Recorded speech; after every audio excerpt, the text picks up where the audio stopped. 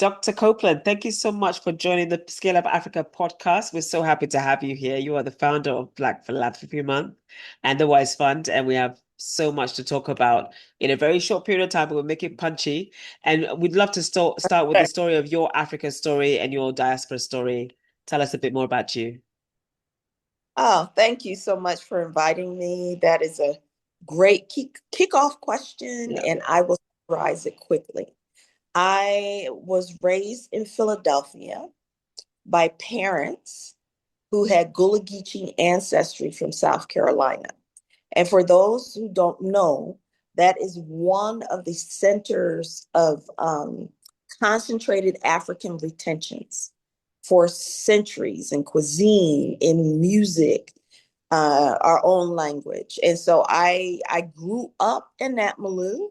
I also in Philadelphia, and I talk about this publicly now, was subject to severe and even violent hazing because of my dark skin color. And that meant both outright anti-Black racism, but colorism as well.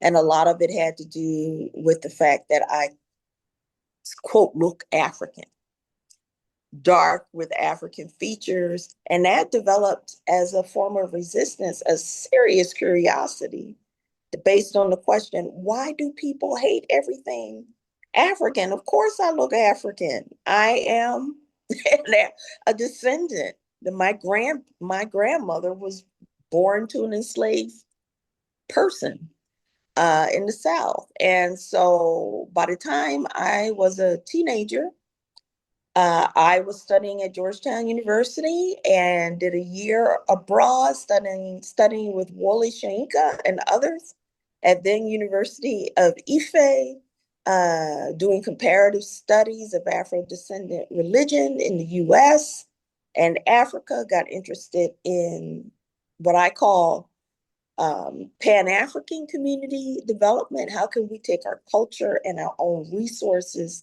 document it, scale it, and use it for the development of our own communities. And that led to my doctorate in anthropology, focusing on Africa and South Asia and diasporas. And also got a master's in urban and regional planning with a focus on evaluation and always doing my work in mostly African and African diasporan communities across the world. And also actually learned about African philanthropic traditions in that process and had the pleasure at age 28 in the 1980s of being program vice president with one of the leaders in Black philanthropy in the US, Carol Perry Devonish, who was also a Pan-Africanist.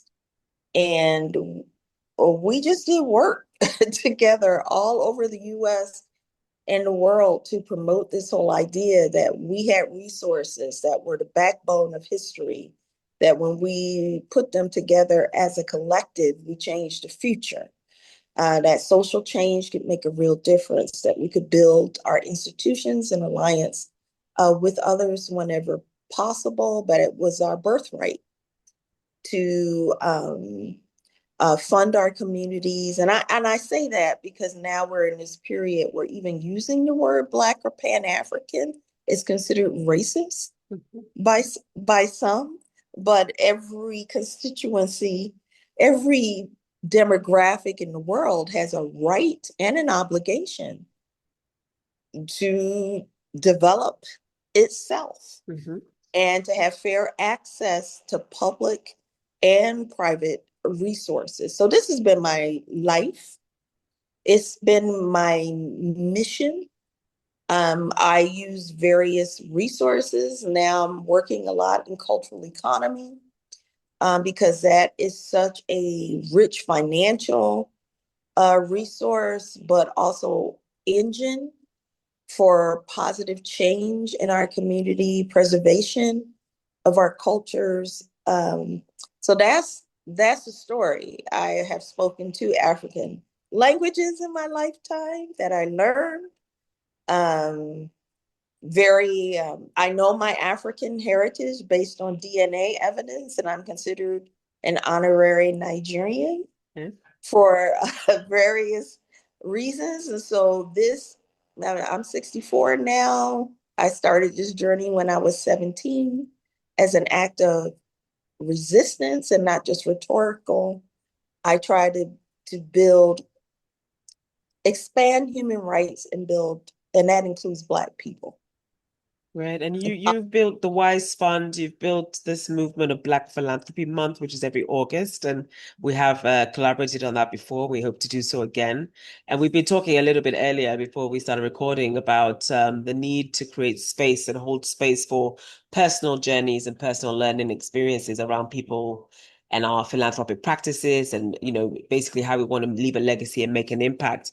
Because we know that philanthropy as a word has been sort of hijacked by a very narrow definition of what that is. So I'd love you to talk a little bit more about the work that you've been doing through your fund, through your the movement, the Black Philanthropy Month, and other work that you've actually put out there over many decades to see how, now we talk about, unrestricted funding and moving towards trust-based philanthropy, community place-based philanthropy. These are all things that I think have already existed. It's just that, in certain communities, we don't label it as philanthropy. It's just something that, Black communities across the globe we just do.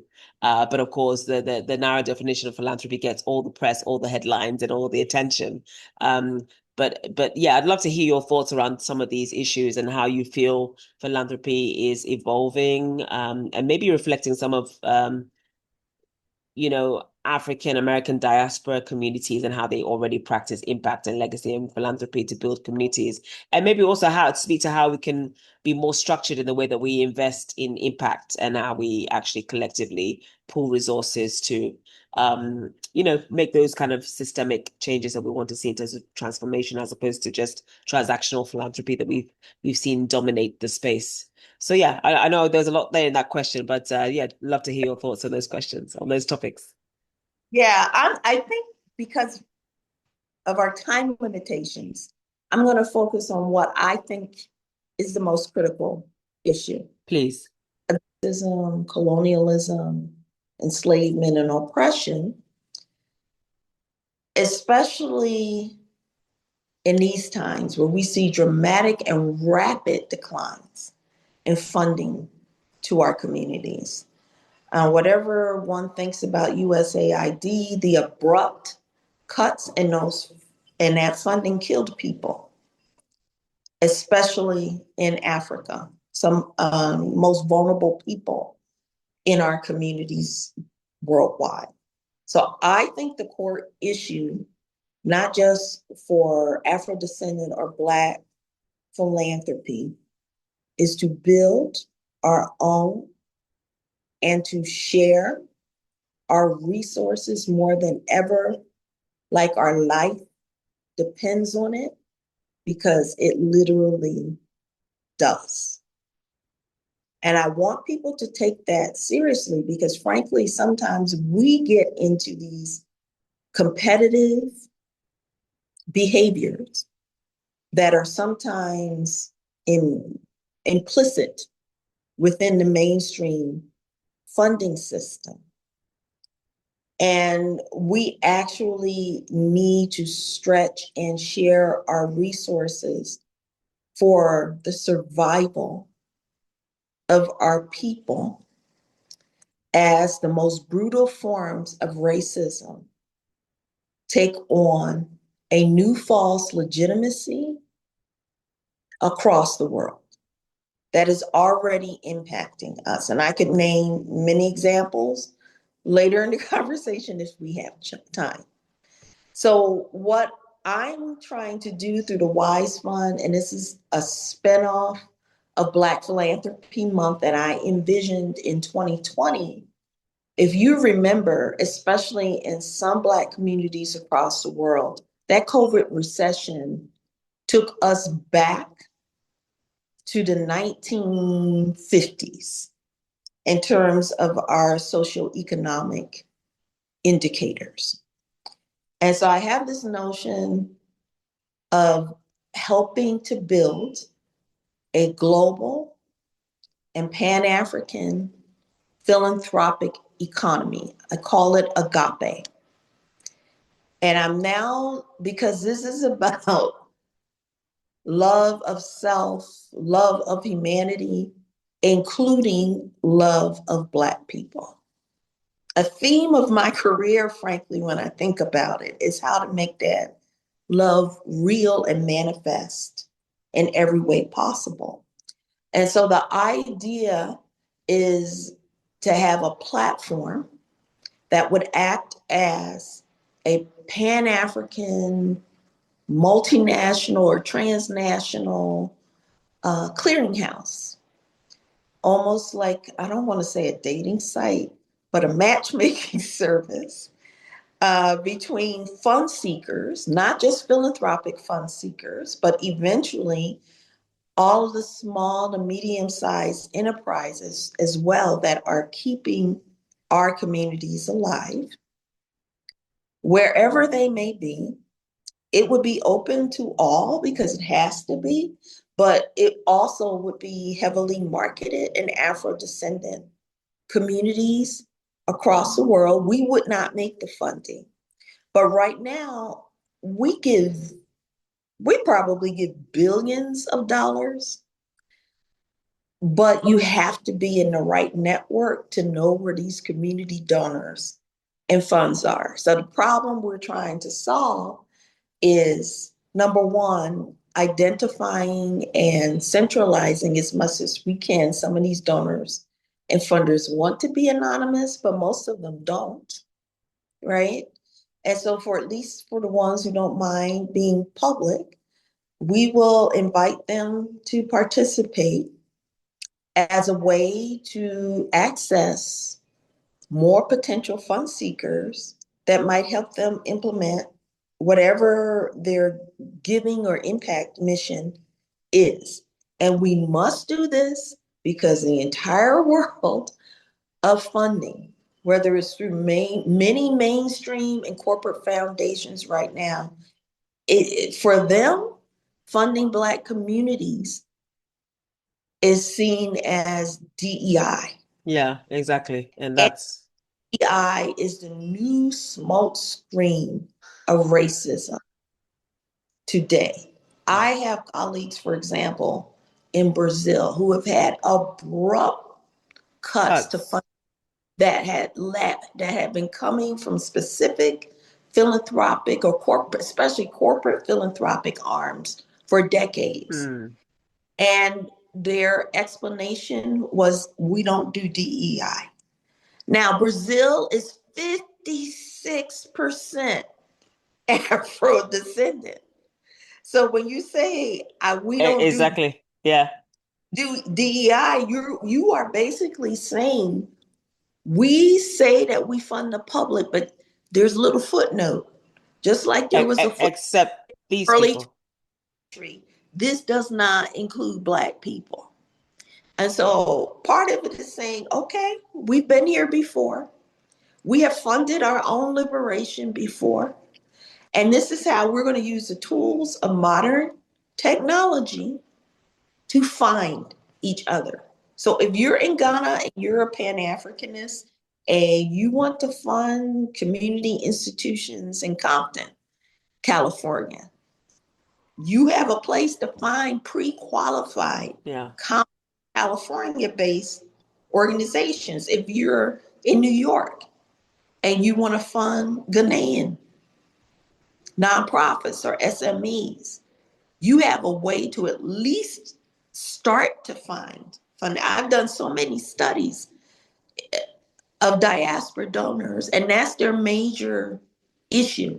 How do we find qualified organizations?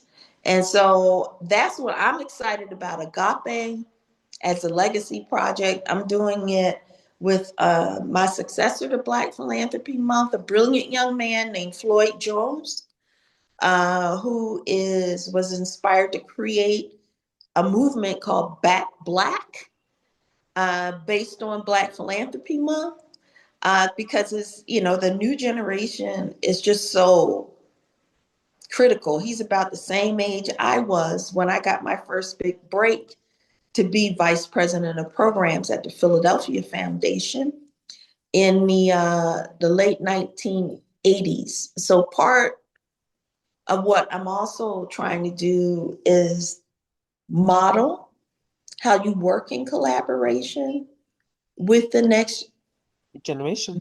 generation. Yeah, They are inheriting this retraction of our basic human rights, a global effort to roll them back to the time of my grandmother, not even my mother. And I find it absolutely horrifying.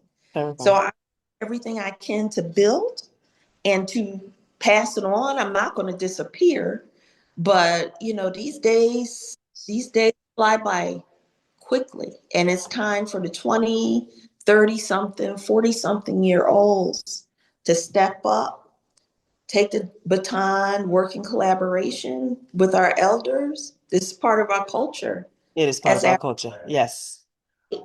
And so that's also my message too. If you are not working with next generation donors, no matter how innovative and wonderful your initiative is, you are not building the future Mm.